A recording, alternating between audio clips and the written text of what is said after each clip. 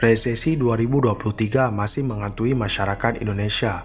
Sebagian orang sangat serius dalam menanggapi hal ini. Namun, sebagian yang lain menganggap ini hanyalah cara konten kreator untuk mendatangkan viewer and make money. Resesi ini menjadi topik yang viral setelah dibahas oleh Bang Raymond, yaitu CEO dari sebuah startup yang diberi nama Ternak Uang. Setelah Bang Raymond memberikan argumennya terhadap resesi 2023, banyak orang yang menyerang Bang Raymond, namun ada juga yang berterima kasih karena sudah mengingatkan. Dari dua jenis kategori setuju dan tidak setuju, saya dapat simpulkan. Yang pertama, mereka yang menganggap jikalau isu resesi ini hanyalah bualan belaka dan malas untuk berpikir. Sebenarnya mental seperti ini menurut saya adalah mental yang kurang baik.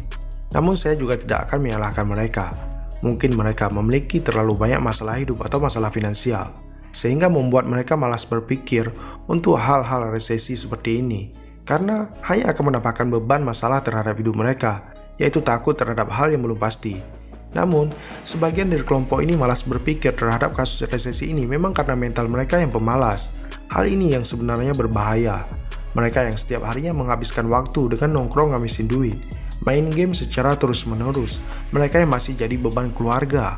Namun, setelah mereka mendengar prediksi resesi ini, mereka malah tetap santai dan tidak pernah berpikir maju. Padahal entah resesi itu terjadi ataupun tidak terjadi, maka dengan kita mendengar berita yang berkaitan dengan resesi ini, harusnya menjadi motivasi kita untuk keluar dari zona nyaman dan semangat dalam make money untuk ke depan. Yang kedua, mereka yang serius dengan berita resesi 2023. Hal ini menurut saya mungkin datang dari golongan pengusaha dan juga orang kaya. Kenapa saya ngomong seperti itu? Karena para pengusaha dan orang kaya, saat mereka mendengar sebuah berita yang mengancam aset mereka akan langsung mempelajari dan mencari jalan keluar untuk perputaran aset mereka. Artinya, orang kaya itu mereka bukan menjadikan resiko sebagai sebuah ketakutan, namun menjadikan resiko sebagai sebuah tantangan. Mental inilah yang tidak dimiliki oleh mereka yang bermental pemalas. Bagi mereka pengusaha, bisnis up down itu sudah biasa, dan mereka malah sudah sering menjumpai resiko. Bahkan terkadang untuk membuat profit yang besar, mereka akan memilih resiko yang besar juga, karena mereka berpegang pada high risk, high return. Atau semakin besar resiko yang diambil, semakin besar pula profit yang bisa mereka buat. Oke teman-teman, tujuan saya membuat video ini adalah jangan jadikan sebuah berita ancaman sebagai ketakutan, namun jadikanlah itu sebagai sebuah tantangan. Kalau memang benar resesi itu akan terjadi, maka kita sudah siap untuk melawan tantangan resesi tersebut. Namun, kalau resesi tidak terjadi, artinya kita sudah memiliki sebuah senjata baru untuk melawan resiko resesi apabila kedepannya terjadi lagi. Dan buat kalian yang masih berada di zona nyaman dan yang malas berpikir karena takut, hidup memang tak mudah guys. Namun hidup dengan berada di zona nyaman juga tidak baik.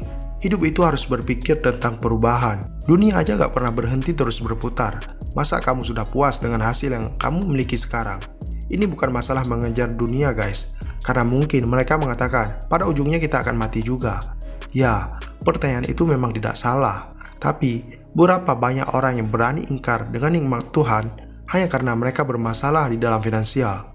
Dunia itu adalah kebutuhan guys. Alasannya, karena pada saat ini kita hidup di dunia, dan akhirat itu adalah tujuan. Oleh sebab itu, agar kamu bisa sampai pada tujuan kamu, maka penuhilah kebutuhan kamu guys. Oke, mungkin ini saja video dari saya. Jangan lupa like, komen, dan juga subscribe.